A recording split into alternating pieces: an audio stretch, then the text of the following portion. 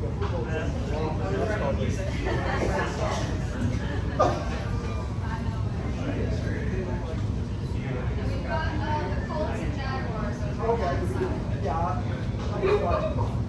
everybody, we're going to get started. So my name is Ace Coomer. I'm a writer and musician. I host this poetry reading once a month on the first Sunday from 4 to 6 p.m. usually. We have featured readers lined up to kick off each of these readings, and then we always have a poetry open mic. And there's a sign-up sheet over here if you'd like to share some poems. We'll discuss the open mic after John reads. But today we've got John Burroughs, recent National Beat Poet Laureate. He's a nationally touring writer and performer. Burroughs previously served for 2 years as Ohio's Beat Poet Laureate. His previous books include Rattle and Numb, Selected and New Poems, and Eater of the Absurd. Since 2008, Burroughs has served as the founding editor and publisher for Crisis Chronicles Press. Everybody put your hands together, John Burroughs.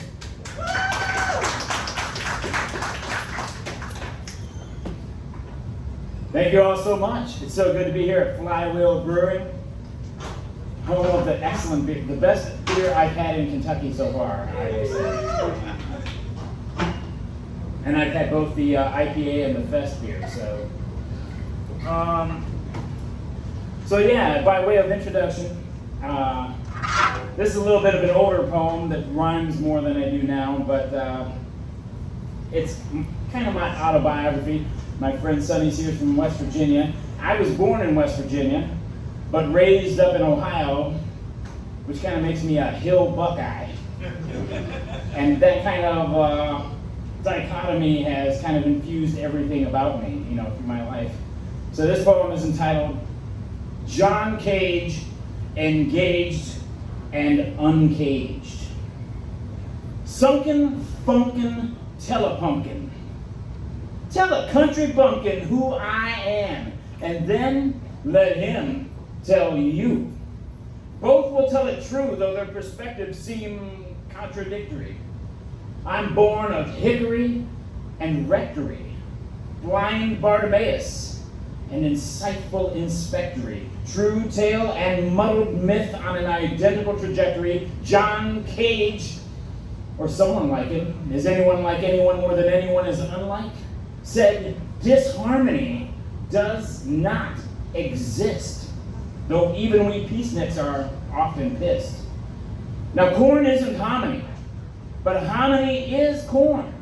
And care isn't clothing, though care can be worn, and all can be born, and all can be torn, and loved, and forlorn, and warned, and scorned, and according to some bother or brother or other, reborn, sunken, funkin' telepumpkin, born of a couch potato and a pureed tomato, an almost dead and buried berater, blind hater, thin ice skater, war of horror, saint and horror, mental and governmental masturbator, and sooner or later repeat reincarnator, according to some. I am a living death, an awakened dream, ash unconsumed, and a silent scream, reconcilable so-called contradiction and factual fiction. John Cage, uncaged, inadequately aged, and yet timeless, a sublime mess, subconsciously clothed, yet consciously undressed, said less and better are no worse than best. Corn is hominy, and there is no disharmony, only harmonies to which our ears and our fears are unaccustomed. Yeah.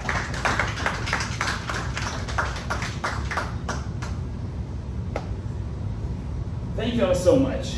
So now I'm going to read a few newer poems. So I'm part of this Renshi group.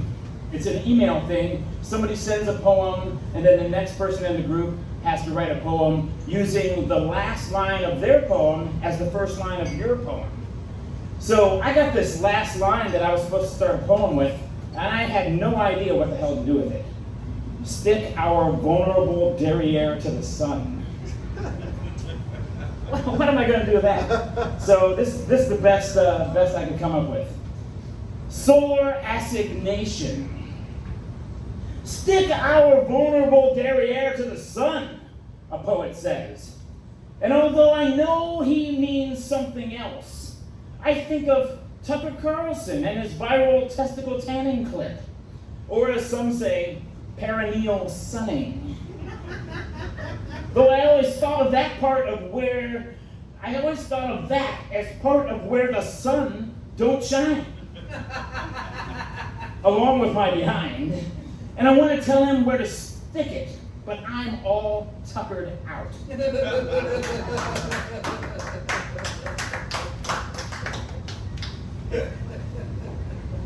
Faith walking. Each step inching us off the precipice is a step into beauty, exquisiteness. Siren calls fail to warn off, instead enticing, delighting. Each step into abyss leads to where feet become ungrounded, hearts astounded. Wherever, however, whenever we land, doesn't matter. Better flutter and flail with delight and fail than stand still, afraid, and fail anyway.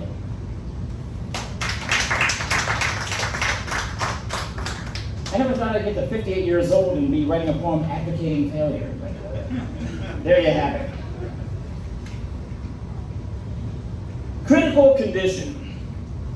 In Portage, Indiana, a man drives off the interstate, rolls and rolls, mangles his pickup, rests under an overpass, barely subsisting on December rainwater for 6 days, until fishing scouts happen upon the wreckage and initiate a rescue. While in Ohio, I cup my hands, let them fill with rain to get me through till I see you.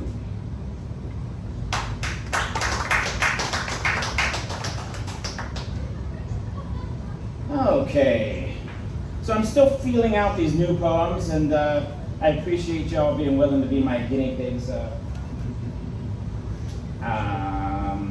So I was invited to write 3 poems for this new book called Caw, A Murder of Writers.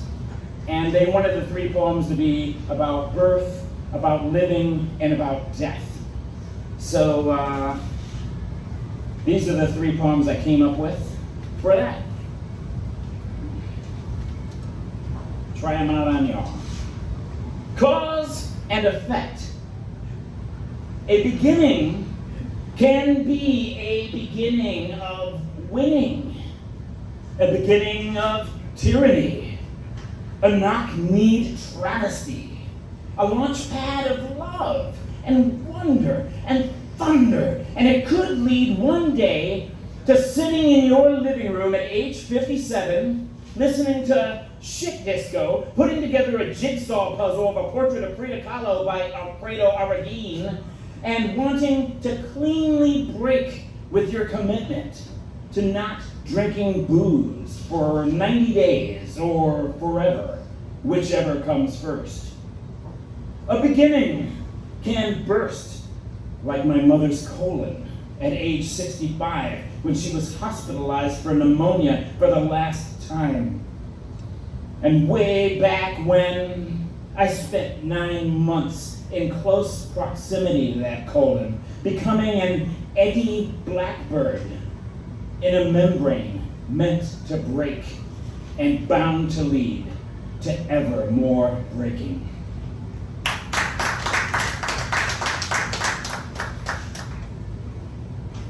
I'll skip the second one of those. The third is cause of death. An ending can be a mending, a rending, an emending, an upending of all intending, and a chore you might perform while listening to Gang of Four on your office floor, drinking decaf and craving a cannabis gummy.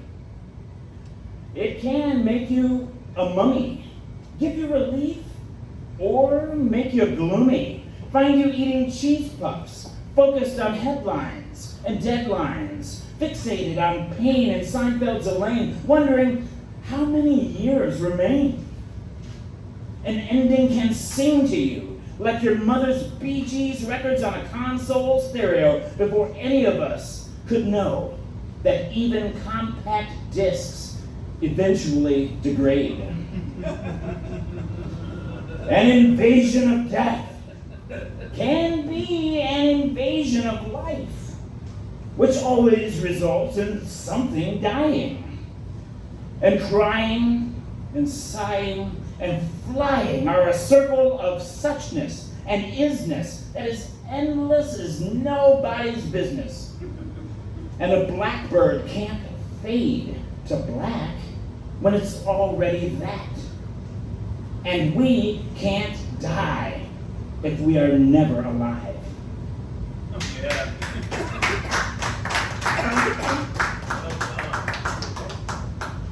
Thank y'all so much. I do have 2 books available here.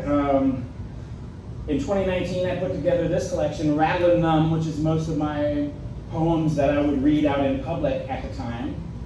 And then later, I came up with this, The Rest, W-R-E-S-T, of the Worthwhile, which are the poems I've written since then, and also some older ones that had been published but that weren't included in the first one. So,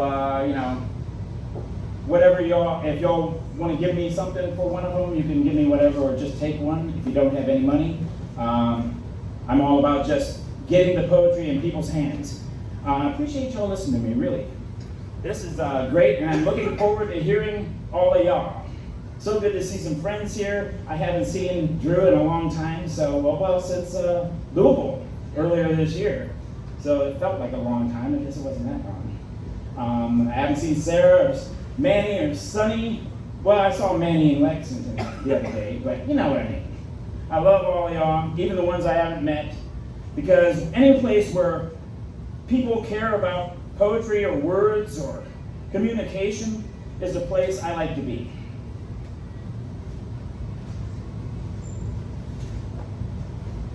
Oh my. So I think this is going to be my last poem. This, it's a little long one though. You may be, sick of me by the end of it, but it's one that I tend to like to read in new places because it always feels real to me no matter how long passes. It's entitled Lens. Violence! Silence. Violence. Silence! Less is more, and more is less. And silence is most golden to the rich, and oppressive, and would be impressive if not for the give gone missing from nature's desired balance. Give and take, and give and take, and take, and take. The record keeps skipping. Time to pull out the needle. Violence! Silence. Violence. Silence! Stuck in the same groove. Sometimes I feel like an acquisition, running as my masters intend whenever anyone sticks coins into my slot. Like I'm programmed to consume and consume, take a nap, and resume, consume, subsume, like size matters, bigger is better, stronger, faster, forget impending disaster. I want to be the $60 million man when I grow down. Can't wake up? Need to drink more coffee. Can't go to sleep? Need to drink more wine. Always hungry. need more mine all the time. In between, I'm never satisfied. I dine and dine on more and more swine. Prove the proverb true. Sometimes I am what I eat. And maybe sometimes you are too. Violence! Silence. Violence. Silence! Distinctions blur. So kill them all and let God sort them out. We human would-be gods can't wait to start sorting the money and land and command the dead leave behind. But first, we need your assistance. Be all that you can be. Join, consume, follow, consume, collect, consume, kill, consume, die, consumed, submission accomplished. Violence! Silence. Violence. Silence! Contract the compound. Distill its essence. Sigh. Violence. Vi. Silence. Contract it further. Vice. Vice. You can spell it either way with an S or a C. Violence. Silence. Vice. Vice. Vice, vice, baby. The record keeps skipping. The handle keeps turning. The head I've been helping to squeeze is my own and my children's. Time to pull out the needle. Stop churning the handle. Take a look in a mirror for a moment. Put my vying and my sighing aside and focus my lens.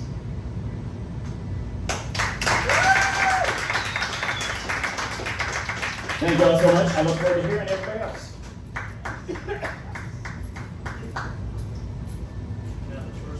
John Burroughs, everybody, one more time. Right, we're going to take about a 5-minute break. There's time to get your name on the sign-up sheet. There's time to get Liquid Courage. And we'll get that open mic started in about 5 minutes.